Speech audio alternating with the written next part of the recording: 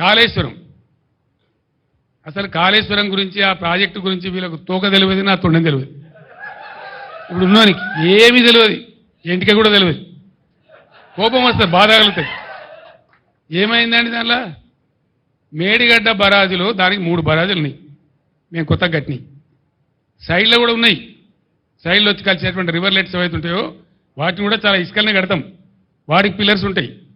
మొత్తం ఆ రివర్లెట్స్ కోసం కట్టినటువంటి ఉపనదుల మీద కట్టేవి కానీ, మెయిన్ గోదావరి మీద కట్టేవి కానీ, అన్ని బ్యారేజీల మీద కలిపి 300 చిల్లర ఉంటాయి ఇది పిల్లర్స్.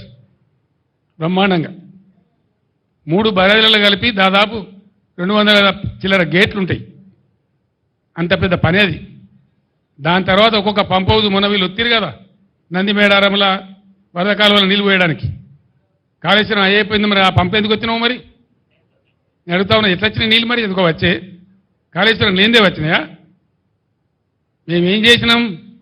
మీలాగా లత్కోర పని చేయలే.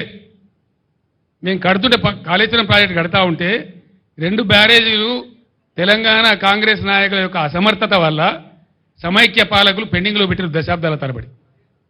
ఇవి ఇక్కడ మిడ్మానేర్ ప్రాజెక్టు అసంపూర్తిగా పెట్టిండ్రు, అక్కడ ఎల్లంపల్లి బారాజ్ అసంపూర్తిగా పెట్టిండ్రు. వాటిని మేము అగమేఘాల మీద కంప్లీట్ చేస్తూ ఉన్నాం. ఒక సీజన్లో మేము పనిచేస్తూ ఉంటే, కట్ట నింపుతూ ఉంటే, మాచారెడ్డి మండలంలో 25 సెంటీమీటర్ల వర్షం కురిసి పెద్ద వరద మానేరు వాగులు వచ్చేసి ఆ మిడ్మానేర్ కట్ట కొట్టుకొని పీకినారు. అది కట్టినోడు ఎవడండి? ఇవాళ అడ్డం పొడుగు మాట్లాడే కోమటిరెడ్డి వెంకటరెడ్డి మంత్రి, ఇవాళ మంత్రి. వాళ్ళ కంపెనీ, వాళ్ళ అమ్మ పేరు మీద ఉండే కంపెనీ వాళ్ళు కట్టిండ్రు. మేము మీ లెక్క చిల్లరగాల లెక్క వ్యవసాయం. మేము ఏమనుకున్నాం ఆ రోజు? మేఘాల మీద కాళేశ్వరం కంప్లీట్ కావాలి, రైతులకు నీళ్లు రావాలి, ఎంత తొందరగా వస్తే అంత మంచిది, మంచినీటి బాధ పోవాలి, సాగునీటి బాధ పోవాలి రాష్ట్రంలో అని ఆరాటపడ్డాం తప్ప మేము ఆనాడు కోమటిరెడ్డి కంపెనీ మీద కేసు పెట్టలే. మేము పెట్టకపోదుమా, అని జైలు లేకపోదుమా? మీ లెక్క చిల్లర కథ వాడానంటే ఆ రోజు ప్రభుత్వం మా చేతిలో లేకుండానా? వేయలే, మేము ఆ చిల్లర పని చేయలే మీలాగా. సరే చాలా దరిద్రుడు పోలేని చెప్పి కట్టినాం, ప్రాజెక్టు నింపి నిలబెట్టినాం, నిండా నింపి గంగమ్మలాగా తయారు చేసినాం.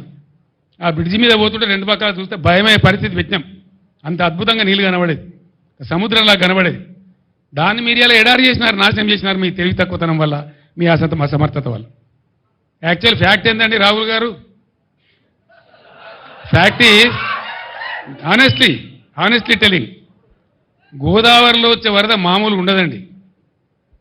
ద ఫ్యాక్ట్ ఈజ్ దిస్, గోదావరిలో పైనుంచి నీళ్లు తక్కువ, కింద నీళ్లు తక్కువ. గోదావరిలో నీళ్లు వచ్చేదే, నీళ్లు దొరికేదే ప్రాణహిత, ఇంకొక ఆడ నీళ్లు లేవు. ఆ ప్రాణహిత దాటినాకనే కట్టాల. దానికోసం ఒక 6 నెలలు తపస్సు చేసినట్టు చేసి ఆ మేడిగడ్డను కనిపెట్టుకున్నాం. మేము కేంద్ర ప్రభుత్వ సంస్థ వ్యాప్కోస్ లైడార్ సర్వే కావాలంటే లైడార్ సర్వే కూడా చేసినాం. దాని డిజైన్ ఏంది అసలు వీళ్ళకి తెలుసా? వీళ్ళకి డిజైన్ గురించి అవగాహన ఉందా? ఏంది డిజైన్ ఏందండి? యాక్చువల్గా మేడిగడ్డ బరాజులో ఫ్యాక్ట్ ఏంటంటే, గోదావరి పొంగేటువంటి 3-3.5 నెలలు గేట్లన్నీ ఎత్తే ఉంటాయి.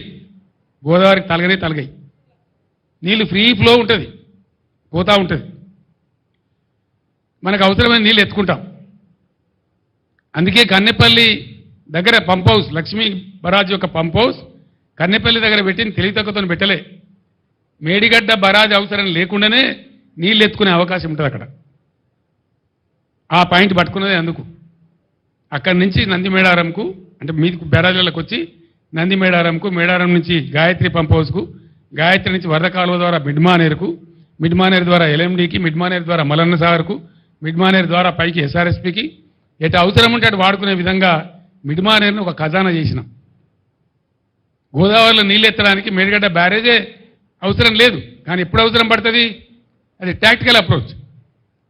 25 వేల క్యూసెక్ల ప్రవాహం స్టార్ట్ అయిందంటే గోదావరిలో జూన్ ఎండుకు ఆ గేట్లన్నీ ఎత్తేస్తామండి. అసలు బ్యారేజీలో నీళ్ళు ఆపరు. ఎప్పుడు ఆపుతారు? మళ్ళా ప్రవాహం 25,000 క్యూసెక్లకు డౌన్ అయ్యేదాకా ఆపుతారు. చివరిలో సెప్టెంబర్ మాసం చివరిలో ఆ గేట్లు దించుతారు. అది కూడా మొత్తం గేట్లు దించరు. అటొక 2 ఇటొక 2, ఆ చివరికి 2 ఈ చివరికి 2 వదిలిపెట్టి వచ్చిన నీళ్ళు వచ్చి పెట్టేట్టు చేసి ఒక 9 టీఎంసీలు 10 టీఎంసీలు నిల్వ ఉండేటట్టు దానిలో ఆపడతారు. వచ్చినవి పోతూ ఉంటాయి. ఆ 9-10 టీఎంసీలు పెడితే కొద్దిగా బిల్డ్ అవుతుంది కాబట్టి దాన్ని ఎత్తి పోసుకుంటూ ఉంటాం.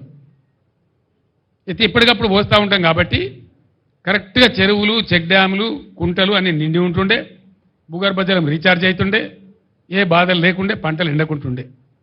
మే నెల తర్వాత కూడా మత్తలు దుంకిన చెరువులు కారణం ఏంది? తెలివిగా దాన్ని ఏ టైంలో ఎత్తిపోయానో ఆ టైంలో ఇంజనీర్ల ద్వారా ఎత్తించినాం. కాబట్టి నేను మాట్లాడిన నిన్న మొన్న ఇంజనీర్లకు ఏమైందిరా ఈ సన్నాసులకు తెలివి లేకపోతే మీ తెలివి ఏం వచ్చింది, ఎందుకు ఎత్తలేదు నీళ్ళంటే సార్ మమ్మల్ని నిరోధించిండ్రు అని ఏదో ఉన్న తోకమట్ట అని చెప్పి ఉన్న మీదున్న బ్యారేజీల నీళ్ళు కూడా వదిలేసిరు కావాలని చెప్పి వీళ్ళు తెలివితొక్కదనం మేము ఏం చేస్తాం సార్ అని చెప్పారు నాకు ఇంజనీర్లే. నిన్న ఇవాళ అడిగిన నేను అక్కడికే పోతున్నా. అసలు ఏం జరిగిందంటే 50 టీఎంసీల నీళ్ళు సముద్రానికి వదిలిపెట్టింది సార్. దగ్గర 48 టీఎంసీల నెట్ వాటర్ కుంగిందని దాని ఏదో కేసీఆర్ను బదనాం చేయాలి, గత ప్రభుత్వాన్ని బదనాం చేయాలని ఒక చిల్లర కుట్రతోని ప్రేక్షకుల్లాగా చూసుకుంటే సన్నాసులాగా కూర్చుంటే నీళ్ళని వీకినాయి. ఇప్పుడు కూడా 1500 టీఎంసీలు పోతా ఉన్నాయి ప్రణాయితలు. ఇప్పుడు కూడా క్యూసెక్కులు పోతా ఉన్నాయి. ఆడ ఎన్ని ఉన్నాయండి పంపులు? వీళ్ళకి లెక్కనా తెలుసా? కనీసం ఏ ఏ ఏ పంప్ హౌస్ కాడ ఎన్ని పంపులు నేను తెలివైన ఉన్నది వీళ్ళకు. 2200 క్యూసెక్కుల సామర్థ్యం ఉండేటువంటి 17 పంపులు అక్కడ కన్నెపల్లి కాడ. మేము నడిపినాడు కూడా మొత్తం పంపులు నడపం, నీళ్ళని బట్టి చూసుకుంటూ అవసరాన్ని బట్టి చూసుకుంటూ ఇవతల అవసరం ఎంతుంది, ఎన్ని కాలేజీ ఉన్నాయి అని చూసుకుంటూ నడుపుతాం. దాంతో ఏమవుతుంది? ఒకసారి ఒక పంపు నడుపుతాం, 2 పంపులు నడుపుతాం, 3 పంపులు నడుపుతాం. మామూలు ఇసుక కట్టేసి బస్తాలేసి కూడా ఇసుక బస్తాలేసి కూడా నడపచ్చు. కానీ దాన్ని నడపకుండా కుట్ర చేసి అలా ఎందో ఉన్నది. మేమే చెప్పినాం కదా అసెంబ్లీలో, ఏమున్నదండి అలా వాడు ఏం చెప్పిండు మొన్న నచ్చిపోయినాడు. ఆ 2 పిల్లల కింద ఉన్న ఇసుక కదిలి అవి కదిలినాయి అని చెప్పిండు. అంటే జరుగుతూనే ఉంటాయి, చాలా చాలా బ్యారేజ్లలో జరుగుతాయి, చాలా వాటిలలో జరుగుతాయి. మొన్న కదా గంగానదిలో నిన్నగాక మొన్న పేపర్లో ఫోటోలు వచ్చినాయి. గంగానది మీద బ్రిడ్జ్ కడతామంటే పట్టణం కూలిపోయింది. ఆడ నదులలో ఇసుకలో జనరల్గా జరుగుతాయి. ఎవడో ఒక చిన్న ఇంజనీర్ లోపమో ఒక మెయింటెనెన్స్ లోపమో దానికి ఎంతో ప్రళయం బద్దలైనట్టుగా ఒకటే పని కట్టుకొని ఆడికి యాత్రలు పెట్టి మాత్రలు పెట్టి పెద్ద కథ చేసి ఇక ఇప్పటికి కూడా ఆ పిచ్చికాలంలో ఉన్నాయి వాళ్ళు. అందులో ఏమైనా ఇంటికి దొరుకుతుందేమో, తోక దొరుకుతుందేమో, గుట్ట కడతామేమో అనే ఉద్దేశంతో ఓ పిచ్చి విఫల ప్రయత్నంలో ఉన్నారు తప్ప రైతాంగాన్ని ఆదుకోవాలి, మంచినీళ్ళకి బాధ వస్తుంది, రైతులను కాపాడాలనే ఆలోచన చేయలే. వృధాగా పారే నీళ్లను ఒక చిల్లర కుట్ర మనసులో పెట్టుకొని వదిలిపెట్టింది కాబట్టి పోయింది. ఇప్పుడు కూడా పొద్దున నేను మగ్దుంపూర్లో మాట్లాడినా.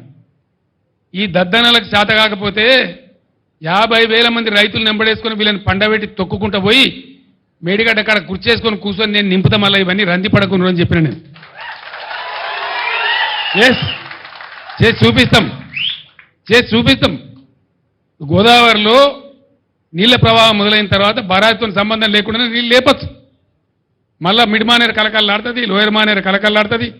తక్కువ పడితే ఎస్ఆర్ఎస్పీకి ఇవ్వచ్చు. ఎత్తాల నీళ్ళు ఇప్పుడు ఈ ప్రభుత్వం ఇది దీని పేరు చెప్పి దాని పేరు చెప్పి ప్రజల నోట్లో మట్టి కొడతామంటే ఇక చూస్తూ కూర్చోం. మనం కొత్తగా ఎలక్షన్ తర్వాత కాబట్టి కూర్చున్నాం, మౌనం పట్టాం. కానీ నేనే పోతా గోదావరిలో 20,000 క్యూసెక్లు దాటిన తర్వాత వీళ్ళు నీళ్లు ఎత్తడం ప్రారంభించకపోతే నేనే ఒక 50,000 మంది రైతులు వేసుకొని పోతా. తొక్కి వీళ్ళని పండబెట్టి తొక్కి ఆ మోటార్లు నడిపిస్తాం.